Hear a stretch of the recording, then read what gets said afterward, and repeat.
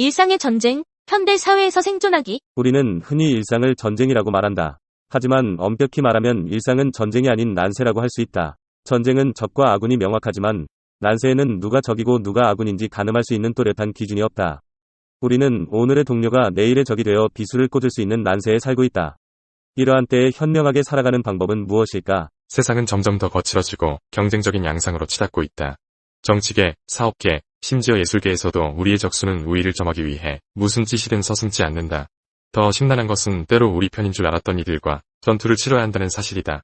겉으로는 팀을 위해 일하는 척하고 우호적이며 동조하는 척하면서 뒤에서는 사보타주를 행하고 자신만의 이익을 위해 조직을 이용하는 자들이 있다. 일상에서 게임을 교묘하게 수행하는 자들은 더욱 적발하기 힘든데 돕는 것 같지만 전혀 도움이 되지 않을 뿐 아니라 죄책감을 불어넣는 자들이다. 겉으로는 모든 것이 평화로워 보이지만 한꺼풀 밑에서는 세상 사람들 모두 이러한 행위와 의도로 가족과 친척들까지 오염시키고 있다. 우리의 문화는 이러한 현실을 부정하고 평화와 조화를 장려하지만 우리는 전투에서 얻은 참혹한 흉터를 보면서 현실을 인식하고 체감하지 않을 수 없다. 언제나 이 사회와 세계에는 우리보다 훨씬 더 공격적인 사람들, 원하는 것은 어떻게든 기어코 얻어내려는 사람들이 있게 마련이다. 우리는 방심해서는 안 되며 스스로를 그런 자들로부터 지켜내는 방법을 알아야 한다.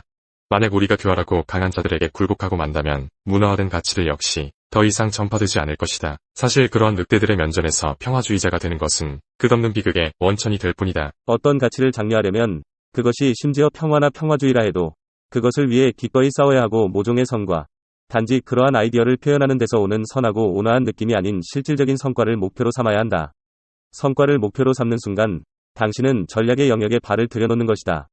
전쟁과 전략은 냉혹한 논리가 지배한다. 뭔가를 원하거나 바란다면 반드시 그것을 위해 준비하고 싸울 수 있어야 한다. 그 전략의 기술을 정복하면 당신은 더욱 평화롭고 생산적인 인생을 누리게 될 것이다.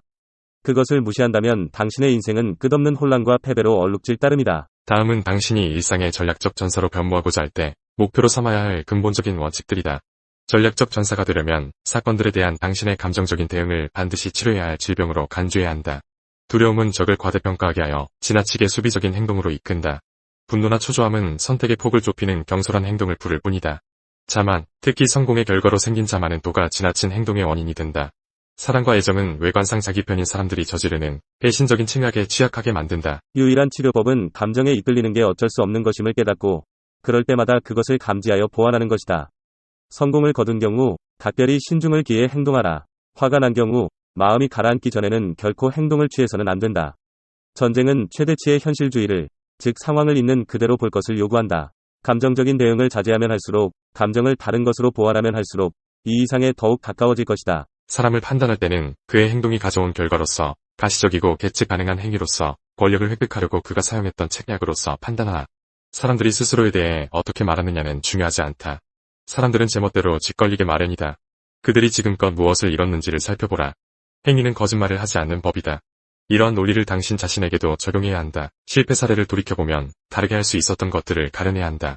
당신의 실패에 대해 책임질 사람은 불공정한 방법을 쓴 적이 아니라 당신 자신이다. 당신 인생의 좋고 나쁨은 스스로 책임져야 할 사안이다. 성공을 추구하면서 사람들은 간단하고 쉬워 보이거나 이전에 효과가 있었던 것들에 의지하는 경향이 있다. 이것은 부나 자원, 다수의 동맹을 축적하는 것을 의미할 수도 있고 최신 기술과 그 이점을 이용하는 것을 의미할 수도 있다.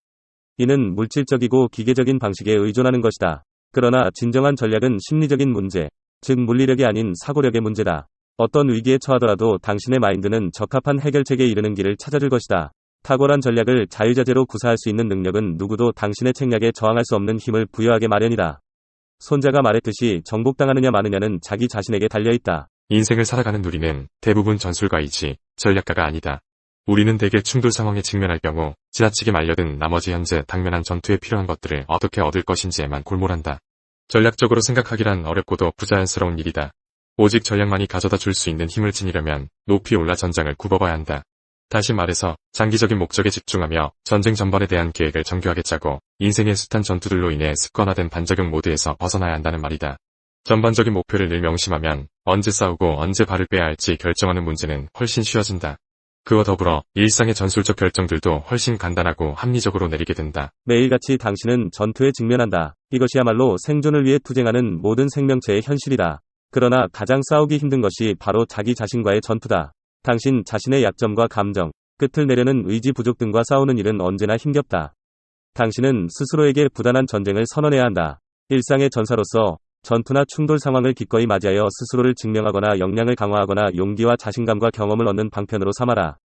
의심이나 두려움이 생기면 속으로 참는 대신 그것들에 맞서 윽박지르고 전투를 벌여라. 더 많은 도전을 원하고 더 많은 전쟁을 초대하라. 그런 점을 가리켜 쇼펜하우어는 인간의 약한 심성을 우려하면서 쇼펜하우어는 일찍이 이렇게 설파했다. 온갖 첩잡으로 게임이 진행되는 이 세계에서 사람은 강철 같은 기질을, 운명의 일격을 막아낼 갑옷을, 사람들을 밀치며 나아가기 위한 무기를 지녀야 한다.